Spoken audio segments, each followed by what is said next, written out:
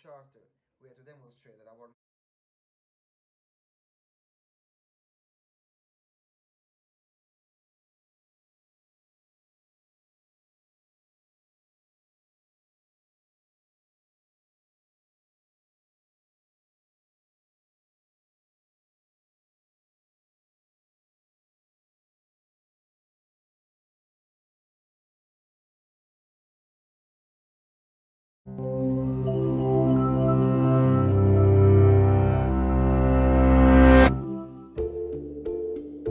Deep underground lie stores of once inaccessible natural gas.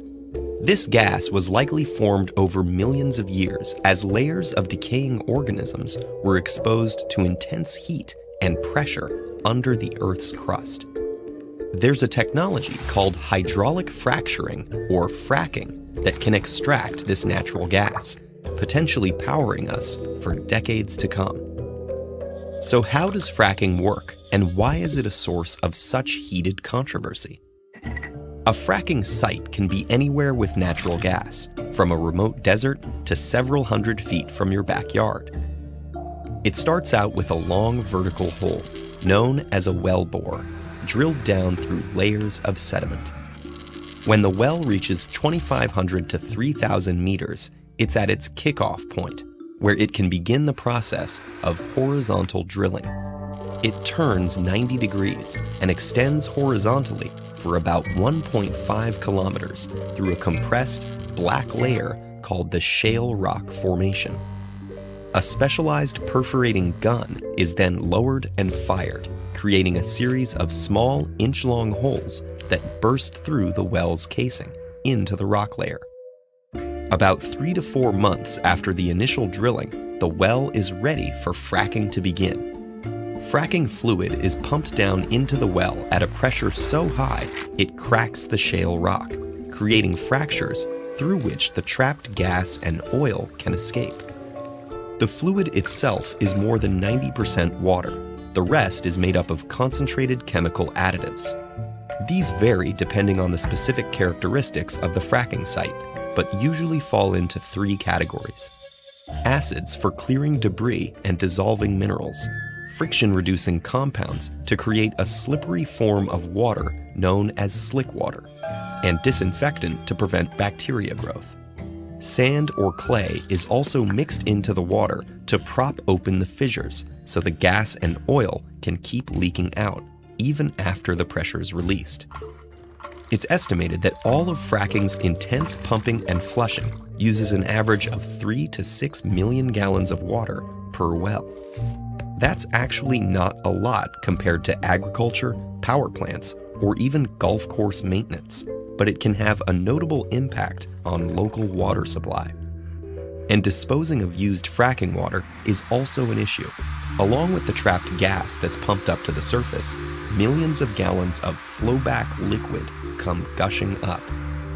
This liquid, containing contaminants like radioactive material, salts, heavy metals, and hydrocarbons, needs to be stored and disposed of. That's usually done in pits on site, in deep wells, or off-site at water treatment facilities. Another option is to recycle the flowback liquid, but the recycling process can actually increase levels of contamination, since the water is more toxic with each use.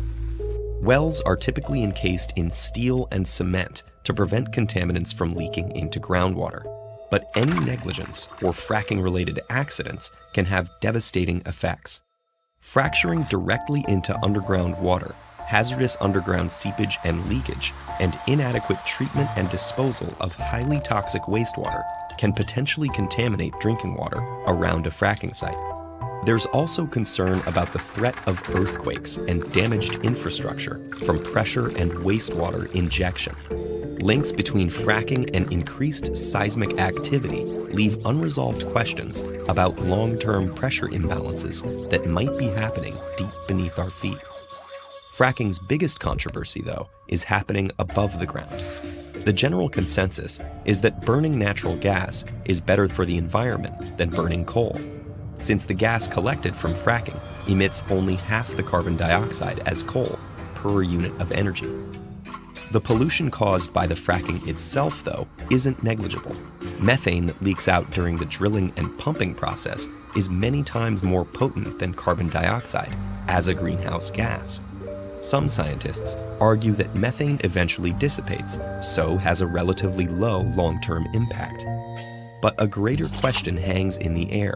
Does fracking take time, money, and research away from the development of cleaner, renewable energy sources? Natural gas is non-renewable, and the short-run economic interests supporting fracking may fall short in the face of global climate change. Experts are still examining fracking's overarching effects.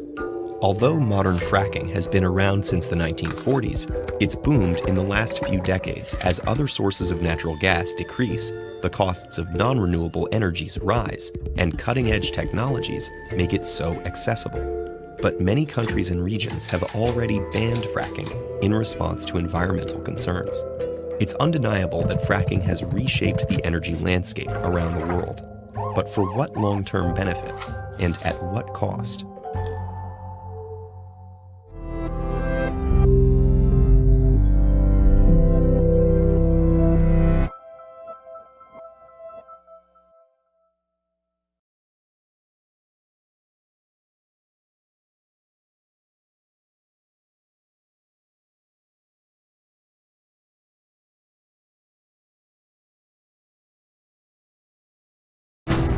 Gun ownership has been intertwined with the identity of America since the settlement of the 13 colonies. The Second Amendment to the U.S. Constitution guarantees Americans' right to keep and bear arms. But this simple phrase has led to decades of debate around gun control legislation and limitations on gun ownership, arguments that have gone all the way up to the Supreme Court. But to understand why the Second Amendment has provoked so much debate, we have to go back to the earliest days of the United States.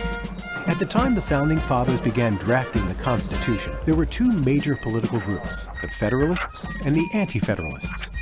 Federalists believed in a strong central government. The Anti-Federalists, fearing monarchy and tyranny, favored strong state governments. This debate also spread to the young country's military. Federalists believed a strong standing army was necessary to defend against foreign attacks and large-scale domestic unrest. Anti-Federalists believed those attacks could be prevented by states' militias, who could be called upon in a time of national crisis. They were weary of large military forces, having experienced the oppression of the British Army both before and during the Revolution. This was a time when gun ownership and self-armament were already well established in the soon-to-be United States. Half of American colonists owned guns by 1775. More Americans had guns in their homes than had chairs or books. They had experienced British attempts to control through disarmament. But guns weren't just about protecting citizens from tyranny. Guns reinforced domain over property, and in the South, property meant slaves. Slave owners had a higher rate of gun ownership, and Southern militias focused less on protecting against the government's use of the military to oppress them and more on keeping slaves from fleeing their masters or from outright rebellion. James Madison, a slave owner from Virginia, had all of these groups in mind: Federalists, Anti-Federalists, militias in the North and South, when he drafted the Second Amendment.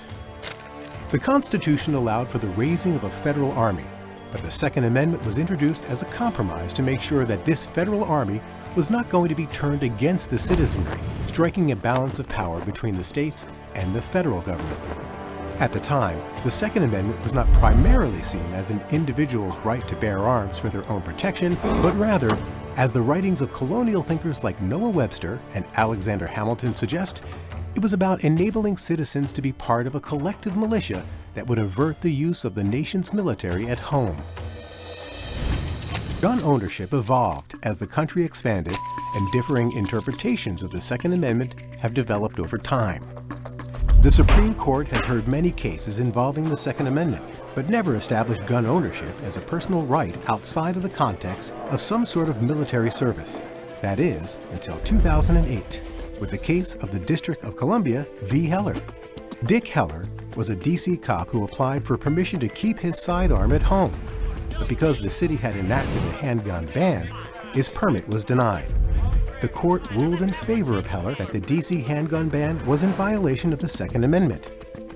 In his majority opinion, Justice Antonin Scalia wrote that the Second Amendment guaranteed an individual right to possess and carry weapons in case of confrontation.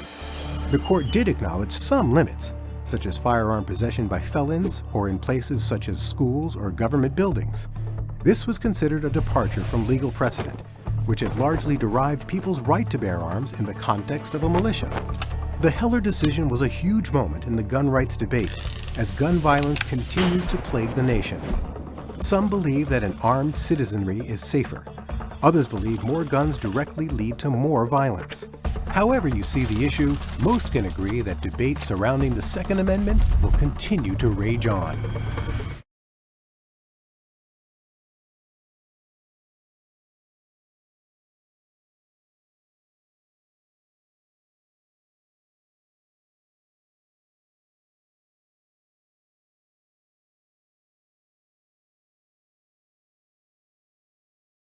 Charter, we have to demonstrate that our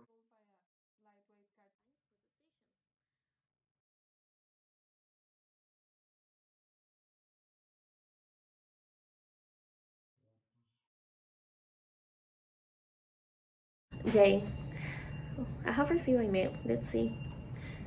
Wow, $3 million? What is this? An official application form for 5 hours?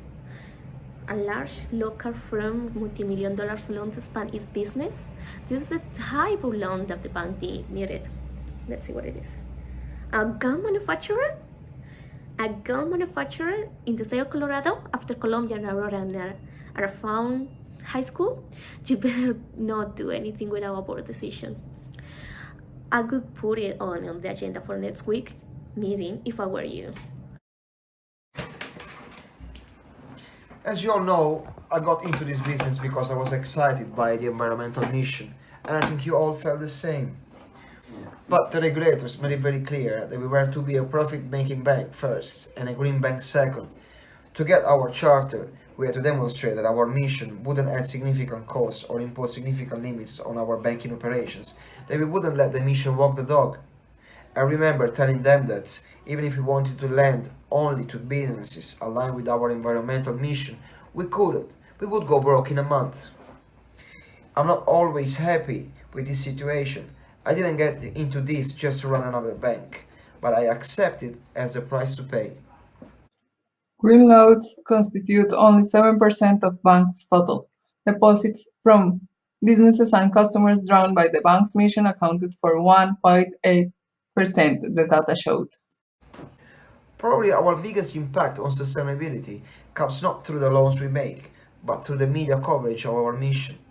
By being a successful green bank, we pave the way to more capital to flow to green causes. As I said last week, I think we need to create a decision-making framework so that we don't have to reinvent the wheel every time a loan application fades into what some of us might see as an ethically grey area. I've made a little progress on that front by talking to Fred and Clyde here. Excuse me, Jay. With all due respect, Jay, we have one of those applications on the table. It's from File Force. This is the point number 1, the economic considerations. No one would ever advocate that our military do without weapons. And as long as there is demand from the Pentagon, field force stock will be fine.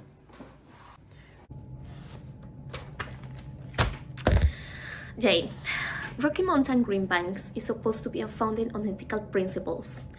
What is green if not an ethical principle? That's why we are part of that global alliance of banking on values. Last time I looked, it wasn't the global alliance of banking on selective values. What would other alliance members think about our lending to a gun market? You say that our main impact is through media coverage, right? What will the media say if we link to the file force? The circulating trumps our fancy lease certificate office building? Alone to a gun manufacturer could announce to the world that we really have no principles and that the green thing is just a marketing gimmick. If that happens, I will have to leave this board. Let's be real here. We are a green bank, but when did we become the bank for the liberal agenda? Selling weapons to our military is not only legal, it's laudable, and we need the business. There is nothing unethical about making or selling arms that are purchased and used properly. I'm a gun owner myself, and so is Fred.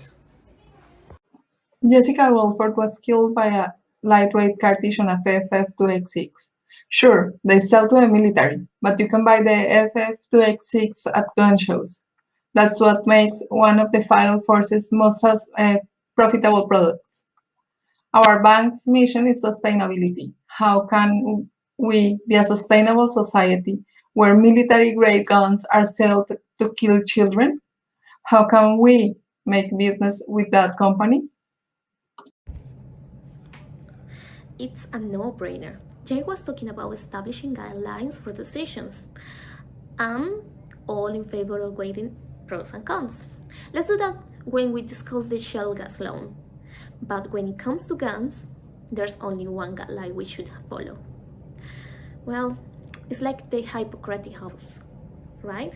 First, do no harm, or how about this? Do no evil. What is harm? What is evil?